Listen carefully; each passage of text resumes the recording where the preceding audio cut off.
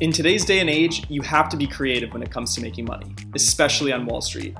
It isn't all just stocks and bonds. The most innovative investors have thought outside the box and come up with some pretty interesting and strange financial instruments. Let's take a look at the 5 most interesting and creative financial instruments. First up on the list is Perpetual Bonds. A perpetual bond is a fixed income security with no maturity date. This type of bond is often considered a type of equity rather than debt. One major drawback of these types of bonds is that they are not redeemable. However, the major benefit of them is that they pay a steady stream of interest payments forever. One extremely rare and unique example of this is a Dutch water bond owned by Yale University. It was written on goatskin and issued on May 15, 1648 by a water board company composed of landowners and leading citizens that managed dikes, canals, and a 20-mile stretch of the Lower Rhine in Holland called the Lek. According to its original terms, the bond would pay 5% interest in perpetuity. The interest rate was later reduced to 3.5% and then 2.5% during the 17th century. But the coolest thing about this bond, it still pays annual interest more than 372 years after it was issued. There have been many instances in history when institutions issued debt with very long tenure, but it is very rare that there is an uninterrupted history when governments or other entities have not defaulted on those debts. Next up on the list is the direct result of religion and finances colliding. Islamic laws view interest payments as exploitative, a term known as riba. It is haram, or prohibited, to charge interest, and therefore Islamic banking has come up with a creative way to circumvent interest payments, called equity participation systems.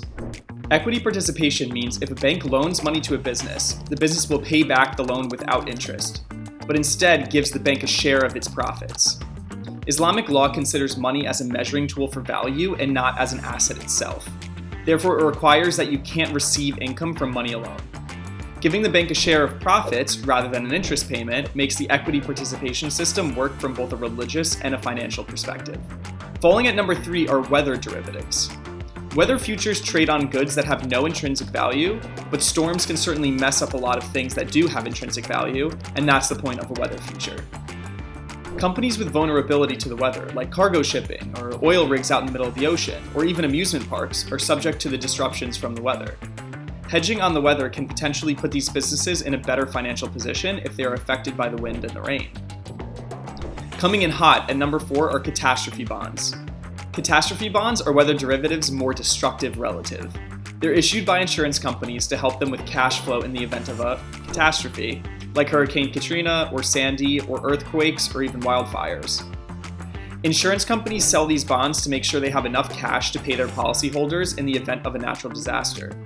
As long as no catastrophes occur, insurance companies continue to pay the coupon on their bond to investors.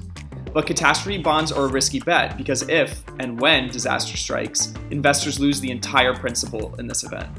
The 5th and final most interesting financial instrument is the Bowie Bond. Bowie Bonds were a type of bond backed by recording artist David Bowie's royalty streams and marked the first such security backed by a performer's cash flow potential. Bowie used the $55 million raised from the issuance to buy rights to his music from his former manager, which would then in turn generate more royalties to bondholders. The banker credited with making this happen, David Pullman, has since issued similar securities from other performing artists. While an interesting concept, this type of artist-backed debt instrument has lost appeal with the rise of online streaming services like Apple Music and Spotify.